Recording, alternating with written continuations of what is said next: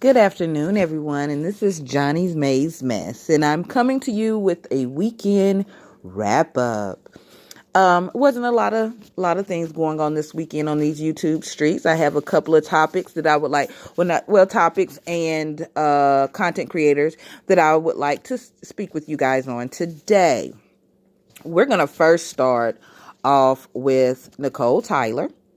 This weekend, The Ranch put out a snippet of a video that Nicole Tyler had made called I Am Miss Playful. And this video that she put out is over an hour long. But the Ranch, who is a known troll, just took a snippet of what Nicole said and made a video. Now, in this video, this particular snippet, it was about, she was hypothetically speaking on men that leave women for other men. Now, Nicole has gotten herself in a lot of trouble because a lot of people think that Nicole is homophobic. And she does come off very homophobic. She really does. I didn't know the venom behind that. I'm not going to say there's a hatred, but I think that she does have a problem, especially with the men in the LGBT community. But she was speaking hypothetically, like I said before, and The Ranch put it out there like she was speaking about her own particular situation, her own ex-husband. So Nicole Tyler came back with another video and basically said, no, I was speaking hypothetically. And my husband has been married for 25 years with a grown daughter. My husband is not gay. Well, James Caldwell, Fyebabe, Jay Wilson, and I'm not sure if who else, because as you know, I don't watch every content creator, but these are the three that I saw that had something to say about this snippet that The Ranch put out. And I want to say this: some people on these streets do not listen for understanding. They listen to pull what they want to pull out of it and run with it.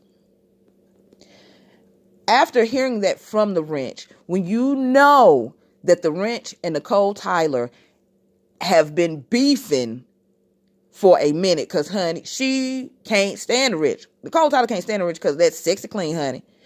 I don't know if y'all ever saw that video of her, because it tickles me out, because sometimes I go back and watch it just to laugh. You'll never get sexy clean. Sexy clean is mine. Girl, she's serious about that damn sexy clean now. You don't, nobody better touch that sexy clean. So we all know that she has this animosity for The Ranch. The Ranch has animosity for her. So when you see the snippet, the first thing that you guys should have done, let me go and watch the whole video.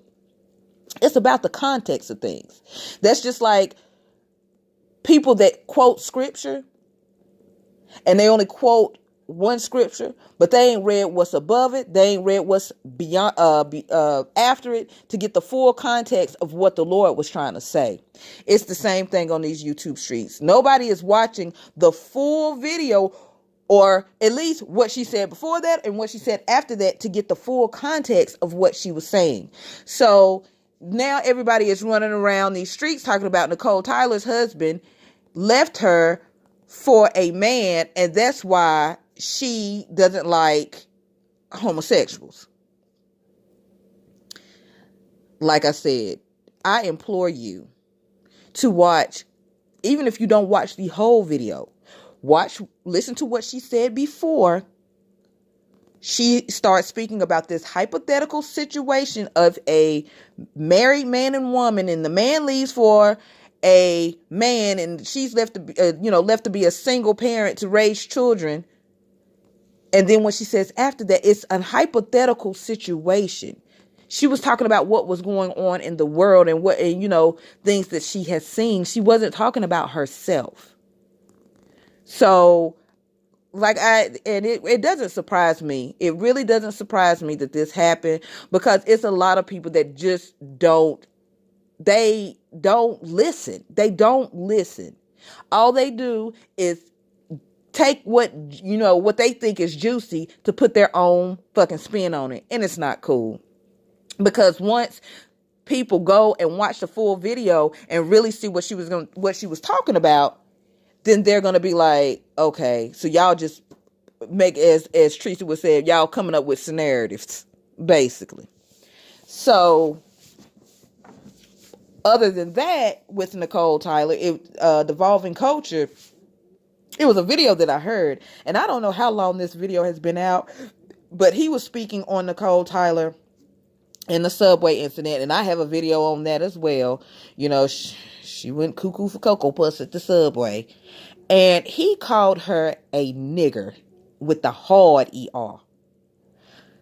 It ain't no better with the A, but he called her one with the hard ER, and I don't like that at all. Now, some of these people in this sector, I can't stand. But when it comes to another nationality coming in this sector and calling us, because I say it's us, out of our names, I don't play that. And I am so glad that Kwani came through and got his fuck ass together, because that don't make no sense. He needs to be banned from this sector. Period. I don't give a damn how many videos he makes. We ought to all we're not watching your dumb ass videos. We're not watching you because you're a racist. Point blank and period. So I don't have too much for Jason Devolving Culture. It was stated in the video by him himself that he got on Jay Wilson's panel. He wanted to be on Jay Wilson's panel to get back in the sector. Well, sir, you've totally fucked up. We don't want you. Anywho, moving on. Our next content creator that I want to speak on is Heidi Snow Fly. Heidi is, well, I don't know if I believe have they come out yet, or I think she's doing pre-orders for her lip kit. And of course, the narrative has been spent that she is getting the lip kits from AliExpress and reselling them. Heidi had said in a video, I'm going out of town to a cosmetic manufacturer to test the formula of the lip kits. Now, whether that's true or not, I don't know. The world may never know unless she comes with some receipts. But what I want to say is this. Even if she is getting them from AliExpress, so what? If you go on Instagram, most of those little Instagram boutiques that sell clothes and shoes, that's where they're getting their merchandise from. AliExpress, DH Gate, what other it's like China-based wholesale companies. That's where they're getting their products from. So that's how it works these days. A lot of people are doing that. Getting wholesale items and selling them. That can be earrings, that can be dresses, that can be shirts, that can be lip kits, that can be makeup brush, that can be anything. Also, Wish, I think they do a wholesale as well, I believe. But yeah, that's how it's done these days. And if that is the case, more power to her. Make that money, honey. It's one thing that a lot of people cannot say about Heidi. You can't say that she ain't no hustler. Now that music, not my cup of tea, but her Fly Uchi gear, her lip kits, she knows how to get that bread. 10 toes down, that heifer knows how to hustle to get that money. That's that stripper mentality. And that's not a bad thing. That's not a bad thing. I mean, I ain't never been no stripper, nor had I ever wanted to be a stripper. I'd never been put in that situation where I had to go and do something like that. I mean, because if it was stripping or making sure my son had a roof over his head and food in his mouth, I'm going to go shake this tail feather. But that hustler mentality, she's carrying that over into business. And you can't fault her for that. You can't fault her at all for that. I mean, yes, Heidi is another content creator that she takes what she wants out of a video and goes and makes another video about it and ain't really accurate about what she's saying. But when it comes to that money and hustling, she about that life. So I say go on, Heidi. It seems like some of these other content creators are a little jealous about that because you ain't hustling like Heidi is hustling. It's not all about the super chats or the cash apps or the PayPals. Heidi's out there getting her own money. Now, yes, of course, it's subscribers, some subscribers that are buying the lip kits. But this is just not going to be a lip kit for YouTube. That's like t-shirts. Okay, you get a t-shirt of your favorite content creator. That's not something that you can put out in the public because everybody doesn't know who you are from this sector. But it doesn't matter that she's from the B sector with these lip kits because they can go out to the world. Women wear lipstick every day. So, like I said, I feel like it's a lot of jealousy behind that. And that the fact that you didn't come up with it and you can't hustle like Heidi hustles. So I say, girl, go on, do your thing. All right. Our next content creator I want to speak on is Fyebabe. And this weekend she did a interview with the millionaire Eric Kane. He told us his side of the story, and of course everything didn't match up with Fyebabe's, of course. But anywho, but now he's homeless and he lost all of that money. And Babe Nation was there with the super chats, which is wonderful. I'm trying to wrap my mind around how you lose $25 million. I do understand that, he was giving money out to people, but how much was you giving? What was you doing? Maybe he made a whole lot of bad investments, but in my heart of hearts, I feel like there was some kind of substance abuse behind that. I really do. I feel like he was on something and either smoked up or took all of his money. Because $25 million, I mean, that's, you supposed to still be living large right about now. You shouldn't even be wanting to talk to Fyebabe. Fyebabe should be beneath you at this point. But that's neither here nor there. The Lord does everything for a reason. And I hope that Fyebabe is really being a woman of her word and helping this man. I do think there's probably, in a large city like Chicago, there should be some kind of programs or something that he can get into to help him in his life. Also, Fyebabe spilled some tea, her and Tracy D, last night on Deanna Ervin stealing from Walmart. She was an employee of Walmart, and they said that she got fired for stealing. Now, Deanna Ervin has come back with a rebuttal to that. In that live, her Tracy D and Fyebabe, were getting their kiki on. Oh, she can't go to the Sam's Club. Oh, she can't go to the marketplace. They were really having fun with it. So Deanna Ervin came and busted they whole live ass bubble. Deanna did not only just say no, that it never happened. Deanna Ervin called ex-coworkers, two to be exact, to debunk everything. Deanna Ervin was an assistant manager at Walmart. She took a leave of absence and then never came back because she found another job. As an assistant manager, if she had stolen from Walmart, she would be in prison. Well, not prison. I'm not gonna say prison. She'd have gone to jail. That'd have been a mug shot. If you go in there and steal a pack of gum, you don't even have to work there. You steal a pack of gum and they catch your ass, oh, you going to jail. Walmart has no disregards for none of that. They're gonna send your ass to jail.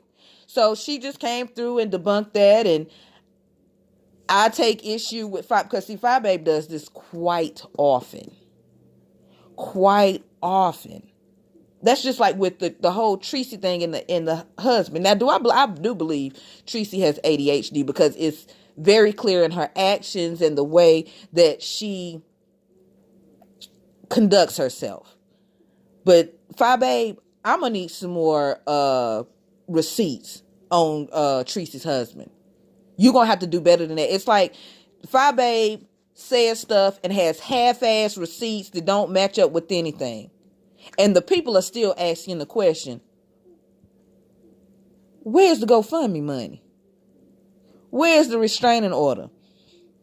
It's crazy how some of these content creators, to deflect from the questions that the people are asking, they want to go into their own, well, this content creator did that, and this content creator is doing this, and this, instead of answering the question.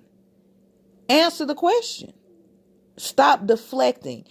Jay Wilson is another one. He's a big deflector. If you would stand in your shit and approach the topic will go away.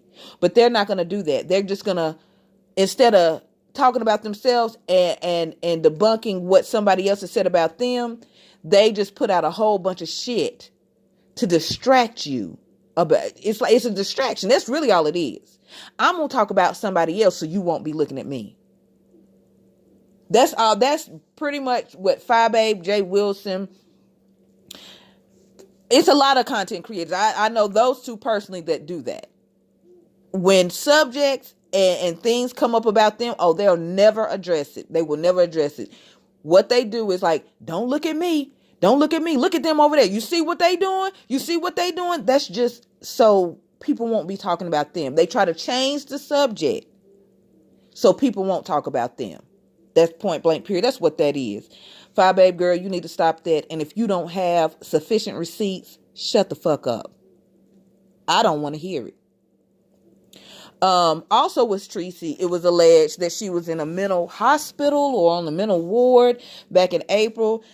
Like I said, shut the fuck up unless you got receipts. Point blank and period.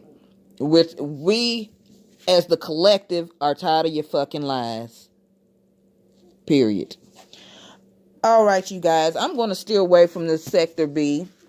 And we're going to go into just some topics that are going on. I have about 4 topics that I just want to speak on. First is William McCray. William McCray was served with papers. It's also a restraining order out on him. So he came to us with a Sunday Night Live, and he alleged that King Jives was into sex parties at the AIM convention. I believe he said they were the AIM convention in Florida, that he was into the sex parties. William McCray also spoke on King Jive's mother. Oh, put some money on her books, which is old news, honey. We all know King Jive's mama's in prison, girl. Girl, we not studying that. He also said that King Jives was the one that snitched on his mama, and that's why she's in prison. He never addressed the lawsuit. He's been wearing the same clothes, look like, for the past 2 days. I've seen like 3 videos and he's got the same clothes on, but they're from different dates. So, and he's looking real frazzled. He's putting on a great front. But you can tell that it's getting to him. King Jives did go live, to speak on some things as far as, William McCray go. And in my opinion, I really think that William McCray he probably at one point in time wanted King Jives, because King Jives is the fine man. Honey, if he wasn't playing for the other side, honey, what you doing? How you doing? He is a fine man. He sure is, just as thick as he wants to be, and I like him thick. So, I'm pretty sure when McCrae saw that, he was like, ooh, look at them lips, Jesus, look at them lips. So, I'm pretty sure he wanted King Jives, and I'm pretty sure King Jives was like, bitch, please. Hell no. And as far as them, you know what, as far as the sex parties go, I just feel like King Jives is a bougie bitch, like a bougie bad bitch. Like he'd be like, I'm so above that. Ew. Like he would be one of them types to be like, ew. Anywho, so I don't buy that at all. And trust me, if that was true, they would have been put it out. As many people that cannot stand King Jives, they would have been put that to you out there a long time ago about him. So it's deflection once again, on William McCrae's part. And as far as the lawsuit, we're going to see where the chips fall. All right, you guys. The next topic I want to speak on shortly, just briefly, is Kanye West. He came out with a new album. I have not had a chance to listen to it. I was a huge Kanye West fan back when he came out with College Dropout and Late Registration. My brother and I played those CDs until they broke, and I had to go buy a whole new set. I haven't really been into his music, but I'm definitely going to give it a listen, and I'll get back to you guys on that. If you haven't seen Dolomite on Netflix, you've got to watch it. That is a great movie. It is so funny. Eddie Murphy embodies Rudy Ray Moore. I've seen the original Dolomite. And I mean, even from his characteristics, the way he moves, he completely embodies Rudy Ray Moore. I mean, the movie is so good. The cast, the way they casted it. You got Eddie Murphy, you got Wesley Snipes, you got I think his name is Titus, and Mike Epps and T.I. and I can't think of the guy's name. He was on The Office. His name was Daryl on The Office. I can't think of his name. He was also in a movie with what's that girl's name from Scandal? Oh God, I can see her face just as clear. God, I can't think of her name. But anyway, Meet the Peoples. He was in Meet the Peoples, and he was on The Office. And I cannot think of his real name, but he's a singer in the movie. But it just chronicles Rudy Ray's rise. Him starting, working in a record store, and him wanting to be a comedian, and him taking on this character as Dolomite, and going out on the road, and then making this movie. It is wonderful. It is wonderful, and I really would suggest, please watch it if you can. All right, guys, the last subject I want to speak on is kind of heavy. I want to talk about Cupcake. Her funeral is today. And I know there are a lot of children out here that are being abducted. And because you see it every day, this one is missing, and this one is missing, and this one is missing. And I always pray, Lord, just bring them home. Just bring them home. But the Cupcake, this Camille, kind of put me over the edge because I'm tired. I'm tired of seeing our babies, whether it's the little ones or the teenagers, missing. We need to come together and start protecting our children, because if they kill our babies, where is our future at? The children are our future, and if there's no one here, what are we going to do? I have spoken with, my family members, some of my friends, just telling them, listen, when you're out with your kids, make sure you keep an eye on your children. And some people called me overprotective as a mother, because I didn't let my son out of my sight. I sure didn't. Even down to the bathroom. My son didn't get to go to the men's restroom until he was 12 because I was afraid somebody would do something to him. And even when he did get to go in the men's restroom, I stood outside of that door and I told him, if anybody does anything to you, you better holler because I'm coming in. Put your tinker worms up. I'm coming in. So this bothered me. This hurt me. That was a beautiful little girl. Beautiful little girl. And I know she's in the arms of the Lord now. No more pain, no more sorrow, none of that. But it's just senseless. It is just senseless. And not only people abducting our babies, our own black mothers and fathers are killing our children. Why? Why? I'm an 80s baby.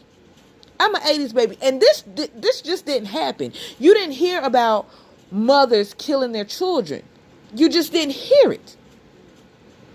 Or fathers killing their children. You just didn't hear about that. And it really breaks my heart. It really does.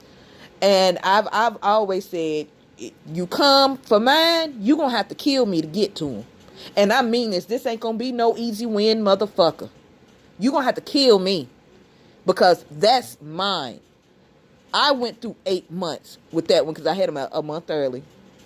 I raised that one. So you guys, please just protect your babies. Watch over your babies, your nieces, your nephews, your little cousins, all of them. Make sure you're paying attention to your surroundings and the things that are going on, and keep your eyes on these babies. All right, you guys. Today is Monday. It's a beautiful day here.